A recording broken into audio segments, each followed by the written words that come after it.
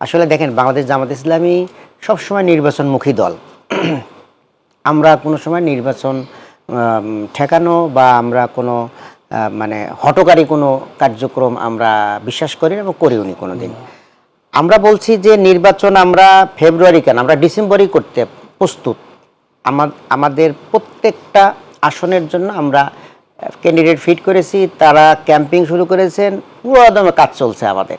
আমরা ডিসেম্বরেও ইলেকশন করার জন্য প্রস্তুত আছি, কিন্তু প্রধান উপদেষ্টা ওনার যে প্রথম ভাষণ এবং পরবর্তী যত জায়গায় উনি কথা বলেছেন যে উনি সংস্কার করবেন, এরপরে বিচার, এরপরে উনি আস্তে আস্তে নির্বাচনের করবেন এবং নির্বাচন দিবেন এবং পুরাতন বন্দোবস্ত অনুযায়ী নির্বাচন দিবেন না। এখন কোনো ধরনের মানে পরিবর্তন না করে, সংস্কার না করেই একটা ইলেকশন, এটা আমরা চাচ্ছি না। আমরা তো ফেব্রুয়ারি ইলেকশন করার জন্য রেডি আছি, আমরা ফেব্রুয়ারি ইলেকশন করব। এবং আমরা যে কথাগুলো বলছি যে জুলাই একটা ঘোষণা হলো, বাট সেটা একটা অসম্পূর্ণ ঘোষণা এবং এটার কোনো আইনি ভিত্তি নাই।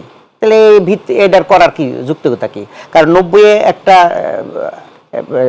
লিখিত ছিল, এই লিখিতর কোনো মূল্যই হয়নি, জেন্টলম্যান এগ্রিমেন্টের কোনো মূল্য নাই। এখানে সংবিধানের মধ্যে আসতে হবে, সংবিধানে আইনে পরিণত করতে হবে। আমরা বলেছি যে এইটার জন্য যে মহামারী কিছু করতে হবে তা না, এটা এক সপ্তাহের মধ্যে সম্ভব। আপনারা